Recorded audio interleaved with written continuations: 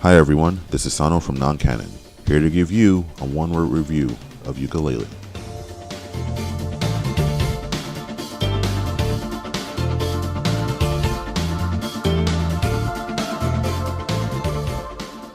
In this title, Yooka and Laylee embark on a quest to recover the golden pages of the One Book, a special book that was stolen by the CEO of Ivory Towers, Capital B. Run, jump, fly, and roll your way through different worlds to foil Capital B's plans of world domination in this modern take of the N64 era 3D platformer.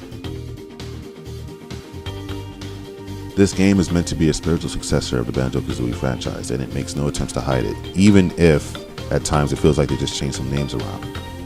The jiggies from Banjo-Kazooie are replaced with pages, notes are replaced with quills as currency, there are 5 ghostwriters in each level just like the Jinjos in Banjo-Kazooie. The humor is that same mix of satire and innuendo with a heavy mix of breaking the fourth wall, and even Yooka and Laylee themselves share the same personality traits as Banjo and Kazooie respectively. You can really tell that Playtonics wanted to stay very close to the source material here. Just like in the source material, the name of the game here is collecting. The things you find, such as pages and quills, are all required to progress through the game. As such, the game keeps track of all those things and will ask you how much you have during certain quiz sections of the game.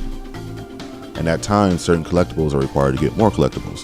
For example, every level has a molecule collectible, which allows you to transform and open other areas and challenges with more rewards, such as more pages and more quills. The theme carries itself throughout the game.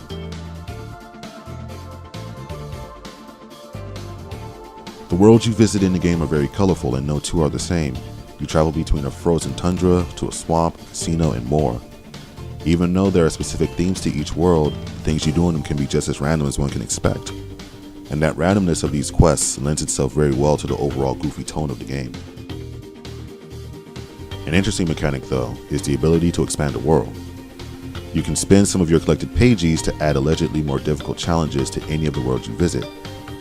But typically I can go wander in a world, collect a few pages, leave, then expand the world immediately and go back in with no real difficulty. If it's so easy to do this, then why not just give me access to the full world from the start? The way this idea is implemented feels more like an unnecessary gimmick than anything. Playtonics was very proud of the return of the Minecart levels that were seen in the Donkey Kong titles, but I can say without a doubt they are the most frustrating parts of this game.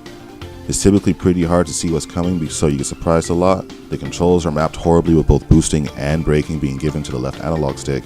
There are no visual cues for when you're able to boost or when you're able to fire, and the 2.5D design of these segments work against the player at times. I've missed shots because the minecart will be angled oddly and my cannonball shot would either go in the foreground or background, causing me to take unintentional damage against something I was trying to destroy. And I've also flown off the tracks a couple times while in midair, because the track would do a hard turn in the foreground or background and the cart wouldn't stick. They're just not built very well in my opinion. Control issues don't just end there. Controlling the camera is a trial in and of itself at times.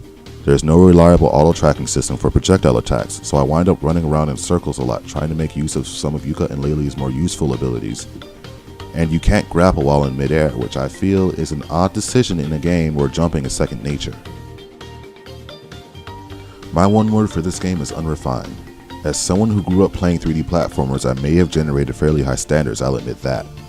But that being said, I feel that Yooka-Laylee's heart was in the right place, but it couldn't fully commit to what it set out to do. Ultimately, it doesn't add anything new to the 3D platforming experience. There are some good ideas here, but most of them go unrealized. And the overall experience is muddied further by inconsistent controls and camera issues that honestly should have been left in the 90s.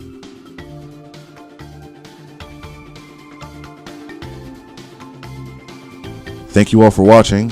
As always, feel free to like, subscribe, and let us know what you think and what you want to see next. See you later.